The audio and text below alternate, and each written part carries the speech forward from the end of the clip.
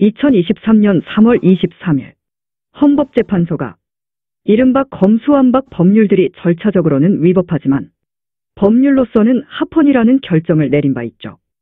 그 중에서도 헌법재판관 유남석, 이석태, 김기영, 문영배 헌법재판관은 위장탈당과 쪼개기 국회가 절차적으로도 문제없다는 입장을 밝혔는데, 공교롭게도 이들 4명은 모두 민주당에서 추천받았거나 문재인 전 대통령이 지명한 사람들이었습니다.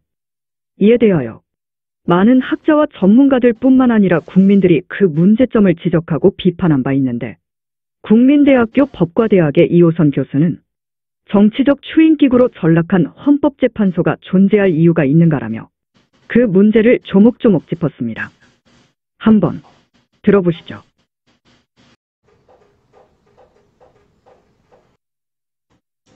(2023년 3월 23일은) 대한민국 헌법재판소의 흑역사로 기록될 것입니다. 이른바 검수완박법안의 입법 과정에 있어 입법부 구성원의 심의 표결권이 침해되었다고 인정하면서도 국회의장의 법안 가결 선포 행위는 적법하여 결국 법률 자체에는 문제가 없다고 한 헌재의 결정은 법률 전문가가 아닌 그 누가 봐도 납득하기 어려운 해괴한 결론이라 하겠습니다. 법사위를 거쳐 본회의까지 이르는 일련의 순차적 과정에서 선행하자가 후속행위의 효력에 당연히 영향을 미치게 되면 두말할 나위가 없습니다. 헌재는 정치적 사안에 대해 사법적 심판을 하는 곳입니다. 이런 심판이 필요한 이유는 입법권에 대한 불신에 있죠. 선출된 권력은 국민 주권의 표현이기도 하지만 법의 이름을 빈 다수의 횡포, 그리고 이에 따른 기본권 침해 등이 문제가 될 수 있기 때문에 헌법재판을 통해 이를 견제하고 바로잡자는 것입니다.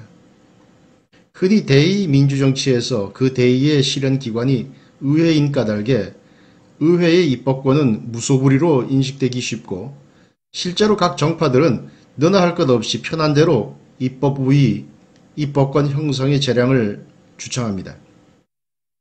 하지만 미국의 건국의 아버지들은 3권 중에서도 가장 위험한 권력을 입법권으로 보았습니다.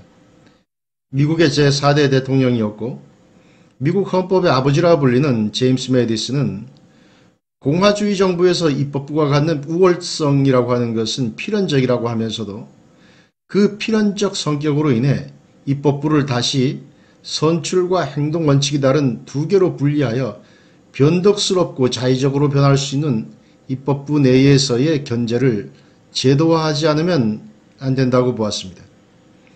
이렇게 해서 나온 것이 미국의 상하원 양원 제도입니다.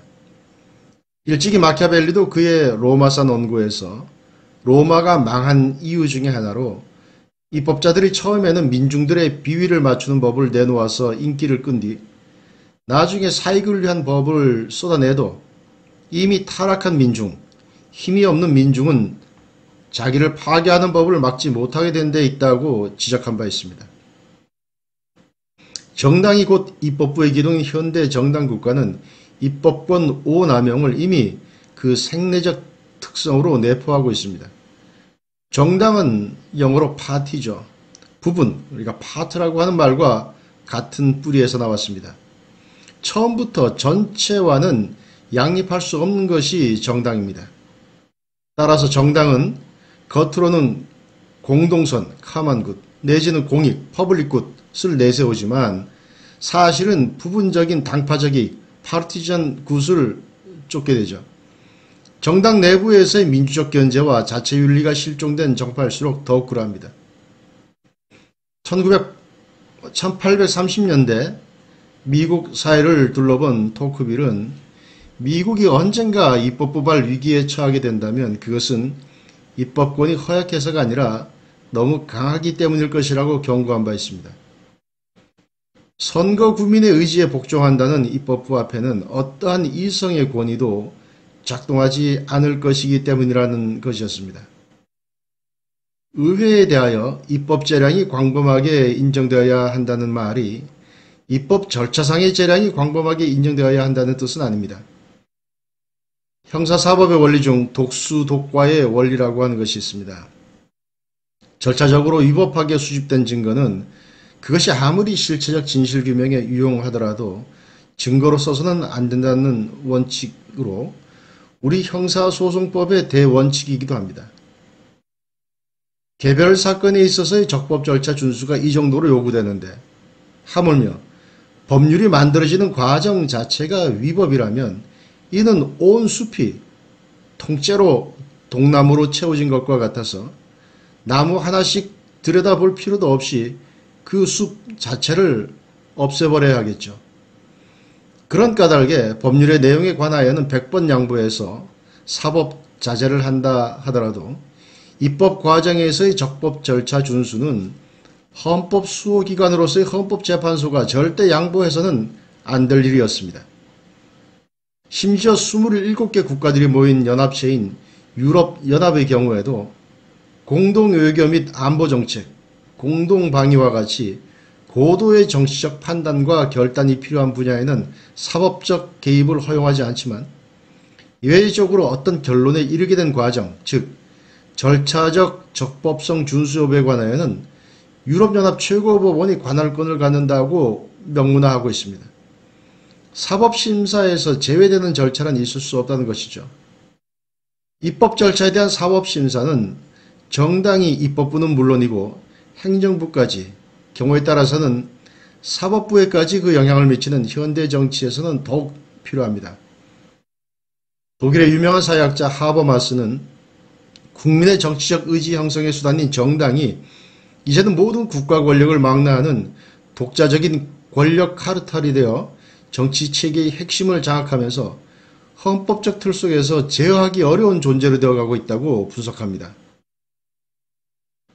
1987년 대한민국 헌법 개정 논의 초기에는 헌법재판소를 따로 두려고 하지는 않았었습니다. 미국식으로 대법원에 그 기능을 두려 했는데 정치적 논란거리를 가져와 휩쓸리기를 꺼려했던 대법원의 강력한 반대로 독일식 헌법재판소 도입으로 갑작스레 방향이 바뀌었습니다. 당시 대학원 1학년이던 저도 이 헌법 개정에 참여했던 교수님 부탁으로 관련 자료를 찾아 정리하는 잔심부름을 한 바도 있습니다.